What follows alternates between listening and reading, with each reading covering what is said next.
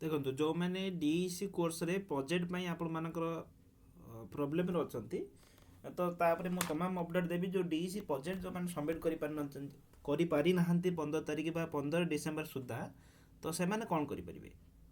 तो तापर मुझे संपूर्ण भाव में इनफर्मेशन देवी ता पूर्व मुझे गोटे वीडियो देखा देखो मु Anil education official YouTube channel गोटे मुझे गोटे वीडियो डीसी प्रोजेक्टर लास्ट डेट देखो आपण मैंने कौटी भी वीडियो देखुं मुझे जानी किंतु आपण मानक मु सबुले कहिछि जे आपण माने ऑथेंटिकेटेड इनफॉरमेशन सबुले एठी ही पाई परिबे कारण आपण अनऑफिशियली किए आपन को देखै दबो माने डेट घुंची गला सेटा कहि देबे आपण विश्वास कर जेबे सेटा मु कहिबिनी कारण मु ए वीडियो डिटेल्स कहिछि जे आपण मानक जदी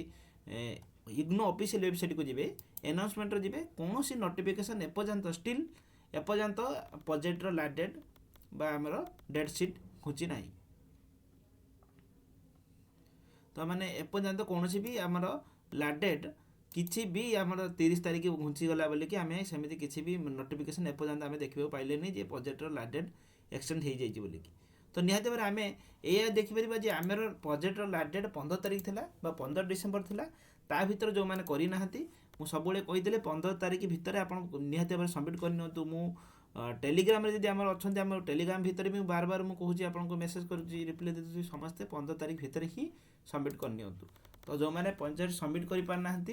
तो से लास्ट डेट एक्सटेंड होनी एपर्यंत जो आसी ना डेट एक्सटेंशन डेट बा डेट घुंचला बोलिक एपर्यंत ही आसी ना नोटिफिकेशन 19 तारिख बा 20 तारिख आसिक है आसिक आज तो आपण मानकर आउ लास्ट डेट घुंचबार भी चांस बहुत कम अच्छे प्रत्येक वर्ष घुंची थाए किंतु आम ए प्रकार कहीपरानी जे घुंची गला बोलिक तो आपण मैंने मिस गाइडेंस पाई तो से कहूँ आपण मैंने इनफर्मेशन पाँच जदि तो आप गोटे सोर्स जातु जो प्रत्येक इनफर्मेशन सठिक भाव में ऑफिशियल अपडेट दि जाए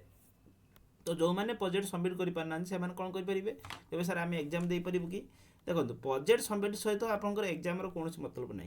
आपड़ सबमिट करिसेंती किमा न करिसेंती एग्जाम दे पारिबे किछि असुविधा नै आपण फॉर्म फिलअप करछंती एग्जामिनेशन दे पारिबे सर आमे प्रोजेक्ट सबमिट करलु नै सर आम सर्टिफिकेट तो आसीबनी तो जदि आपण मानेकर प्रोजेक्ट सबमिट करनांती ताना आपण जाई जून मासर जो जून मासर एग्जामिनेशन हबो ता पूर्व आपण मार्च रु आपनकर प्रोजेक्ट आरंभ हो जिवो डिपोजिट सेतबेले डिपोजिट करिवे आपण एग्जाम एबे देबे केवल प्रोजेक्टटा बैक रहइबो आपनकर प्रोजेक्ट डिपोजिट माने डिपोजिट कर साला परे रिजल्ट आसला परे आपण जाई पास हेबा 6 मास लेट हो तो जो मैंने प्रोजेक्ट सबमिट कर पारना तो आप वेट करेंगे जदि डेट आसीगला तो आप करेंगे ना एपर्यंत स्टिल आसीनी आसबार चान्स कम अच्छे जेहेतु लास्ट डेट पड़े गला नहीं पारना तो आपण मैंने जदि ऑफिशियल तो डेट पड़े गला जदि आपंकर कई चिन्ह अच्छा सेमती कई जदि रिजनल सेंटर रखिपारे देन से आप डिपेंड करे आ ये बाबद में मत कौन प्रकार व्हाट्सएप जाकि मेसेज करेंगे सर आमको किसी करें कि न करें जोटा मुझे कहूँ वीडियो से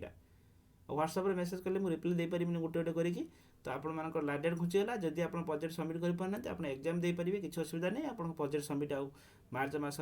एप्रिल मास जो हम प्रोजेक्ट सबमिट आपंकर आउ थे से आप सबमिट कर सारापर आप पास होगी एग्जामिनेशन देवे धन्यवाद जय जगन्नाथ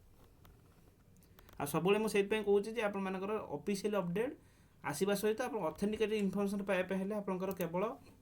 गोटे चैनल ही फॉलो करूँ अनिल एजुकेशन अड्डा को जो द्वारा कि आप प्रत्येक इनफर्मेशन आप सठिक भाव में पाइबे आ जो द्वारा कि आपंकर कौन मिस गाइडेंस हेनी।